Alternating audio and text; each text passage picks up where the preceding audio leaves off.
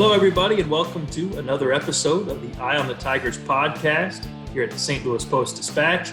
I'm Ben Frederickson, joined, as always, by Dave Matter from Columbia, as we take a look at what's going on with Mizzou athletics and kind of around the college sports world. And, we have had multiple editions of this podcast, Dave, where we're trying to get our best grip on what this college football season could look like.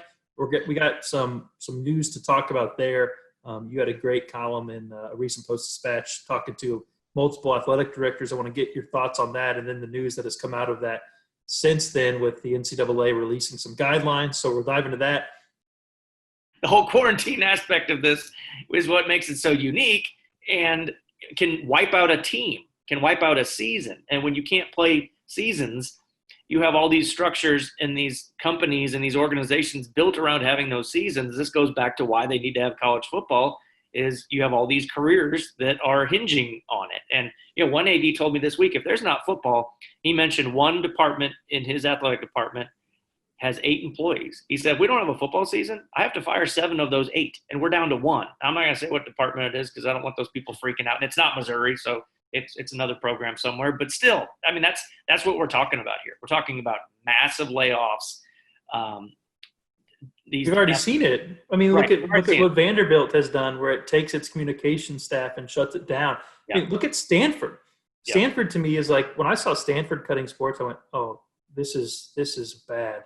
Yeah. Because Stanford prides itself on being one of the colleges that has a diverse and robust athletic department across all the different silos of sports. I mean, they're the regular winners of that Directors Cup because they're right. All the teams. I mean, they play sports there that nobody even knows about. They got squash, and the squash team's like good.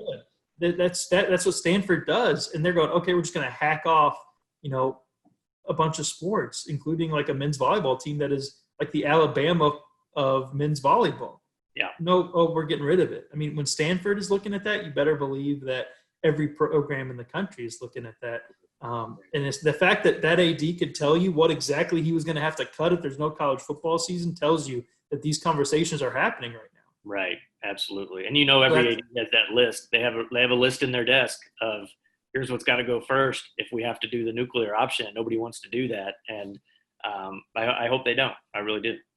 One thing I think will change, and I'm curious your thoughts on this, and I want to touch on Xavier Pinson here before we wrap this up, but do you think this is going to be a reckoning, no matter what happens moving forward, in some of the spending in this sport, in the sports world of college? I mean, I was talking with Cole Kubelik about this. We were talking about the SEC pressure cooker on head coaches and how this is probably – to some degree, the best year to be an SEC football coach, because it seems like nobody's going to get fired after this season because it's just it's going to be such a mess.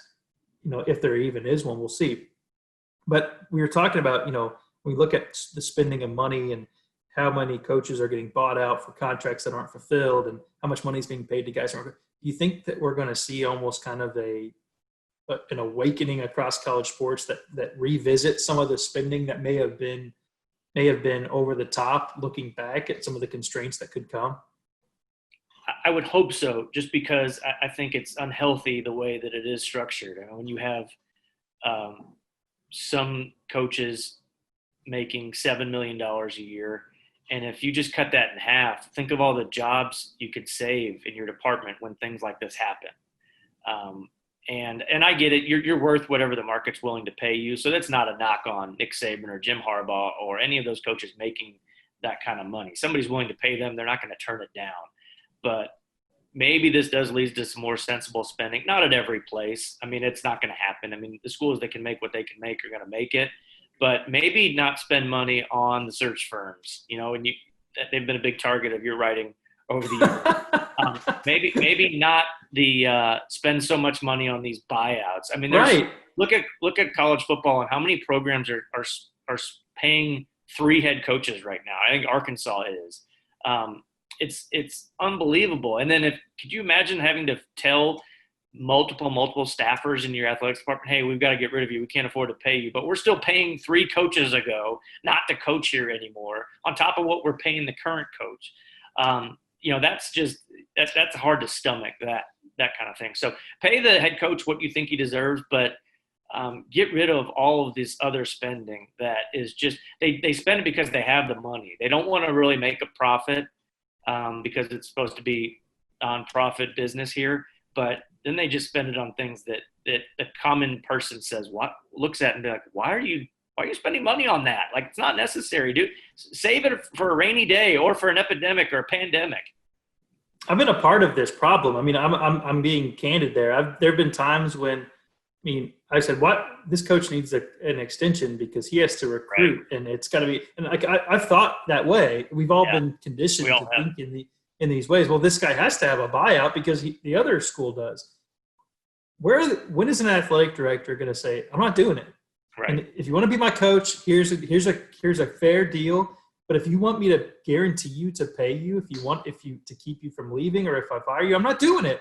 If you're good at your job, you'll get an extension, as needed. But I'm not going to give you an extension 1 year into your contract because I'm afraid you're going to leave. If you want to leave, I'll go try to hire a new good coach. When are schools going to start operating with that Arkansas State model where, okay, if you want to come use us as a stepping stone, that's fine. We're going to go hire another good coach after it.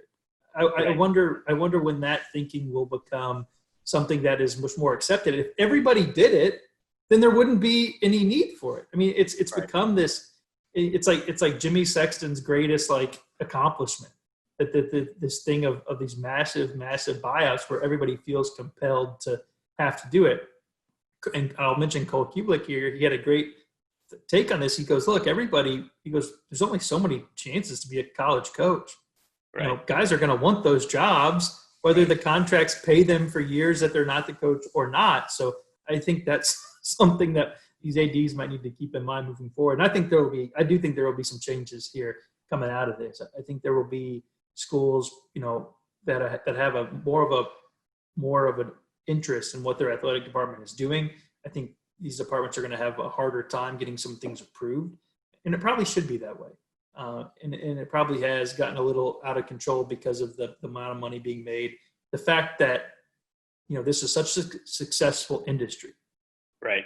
And it could be completely toppled by one missed college football season. Tells us that things should probably be ran a little bit better across the board. Right. Absolutely. There's things that I think through all of this, there's things we've learned we can live without, whether it's watching every NBA game or every NHL game on TV and maybe just turning the TV off and reading a book. I think that hopefully applies to how ADs do their jobs. They've cut out bonuses for a lot of coaches, like these GPA bonuses. Like, why does, and this is not anything personal against any coach, why does Conzo Martin get X amount of dollars if a player on his team gets a certain GPA? Like, how does that make sense? So basically you're rewarded if this kid takes an easier class or, does well in his class. He doesn't get any reward. He gets his degree eventually, but the coach gets a monetary reward. That doesn't make sense. Why are we doing that? And great for Conzo and all the other coaches. And I'm not picking on him. I just picked his name out. Eli Drinkwitz, Barry Odom, you can say it for all. They all have those clauses. But they've taken those clauses out for right now, taking those bonuses away. Even the ADs get bonuses for those things. Even the media relations guys get bonuses for things. And those guys probably deserve it because they work a lot and don't get paid nearly as much as the coaches. But maybe we can learn to live without some of these things in college sports and save some money so that we're not forced to make all these changes we're talking about when maybe there's not going to be a full football season. It's no different than every household, right? Right. Families are deciding, do they need Disney Plus, ESPN Plus, Hulu, Netflix, and whatever that new Peacock thing that came out? No, probably not. Maybe you can buy just like 3 of the 5. College sports probably having the same talk. Hey, something non-pandemic related. This is something that's relevant to Mizzou basketball fans who are not following Xavier Pinson's every Instagram Live press conference. Is he in or out, man? Like, come on, this deadline's got to be approaching soon. We've seen other guys across the college landscape decide, hey, I'm going back to school. The guys at SLU. I don't think, we've seen it. We've seen most of the guys are coming back, as they should, because the draft is going to be crazy. If you're not a lock for a first-round pick, you should not go in this draft. Yes, you don't know about the state of your college basketball season, but protect your eligibility, protect your scholarship. and try to improve as a player if you have a ceiling where you can get closer to it when there's not so much unknown. Now is not a good time to be an unknown draft pick in the NBA, and I have a harder time thinking of one more unknown and unproven than Xavier Pinson. I think he could be an NBA player at some point, but he's got a lot of improving to do, especially shooting from the outside. Why is this guy not saying he's coming back to Mizzou yet? What's going on here? It's strange. I mean, he gets on his social media a lot and entertains a lot of possibilities. He's very cryptic. He leaves a lot of messages out there. I think he likes the feedback. I think he likes the all of a sudden, getting all the comments from people saying, "Oh no, don't leave, Xavier. We need you. You're the future." Kids are like that. Adults are like that sometimes too.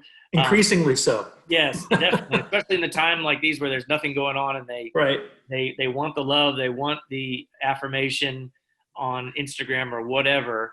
We've seen this with him before, and he's been called out on it before. A couple of years, as his freshman year, he kind of made some cryptic hints that he was maybe going to transfer. And then when you ask him about it, he looks at you like you're crazy and you have three eyes. And what are you talking about? I don't know what you're talking about. And I suspect maybe this will happen again. What we do know is the deadline is in, I think, 2.5 weeks, when these players who are testing the waters for the NBA draft have to decide if they're coming back to school, if they want to keep their eligibility. All along, Missouri has expected all three guys to come back.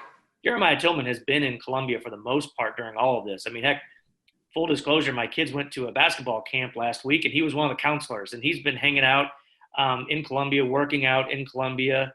And he even talked to one of the local TV reporters and says, there's no NBA draft prep. There's no combine. I mean, there's no way to test the waters really. So yeah, I'm planning on coming back. Pinson sort of said that on Instagram about 2 months ago, but since then hasn't done anything as far as the official paperwork. But I would suspect he'll come back. Nobody's drafting these guys. Mitchell Smith is the third. Their names don't come up on any of these mock drafts, and the mock drafts are better now than they've ever been before. I mean, they include, I assume they're real people, but some foreign players who we've never heard of and maybe we'll never will hear of again. So yeah, he's not getting drafted this year. Is he ready to go over and play in overseas in the Middle East or in Europe? Well, I don't even know if you can right now. Can we even fly over there and go there if we want to, Americans? I'm not sure. So that just speaks to how much uncertainty there is in all of this. His best bet is to come back from Missouri and play his junior season and build on the strides that he showed in January and February and a little bit of March, and then try this all again next year, assuming that the process is going to be like it usually is. I don't think he's going to transfer. He's not in the portal or anything like that. But he generates discussions like these because I think he likes it. Well, he got us talking, so Yeah. I guess it worked. No, I think he nailed it, and hopefully he's one of our podcast listeners here.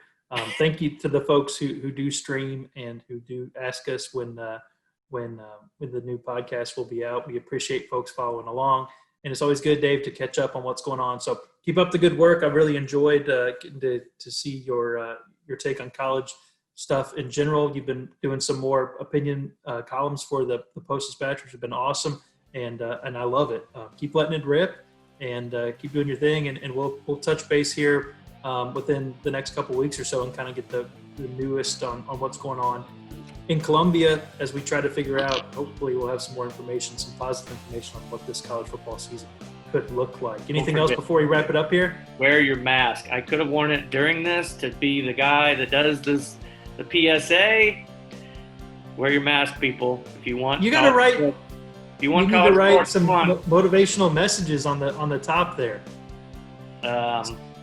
I will. I can do that. Do I have to do it backwards though? Because I don't know how it comes across. That's the hard part. Yeah. Good stuff, man. I love it, and we'll catch up with you next week. See ya. I'm good.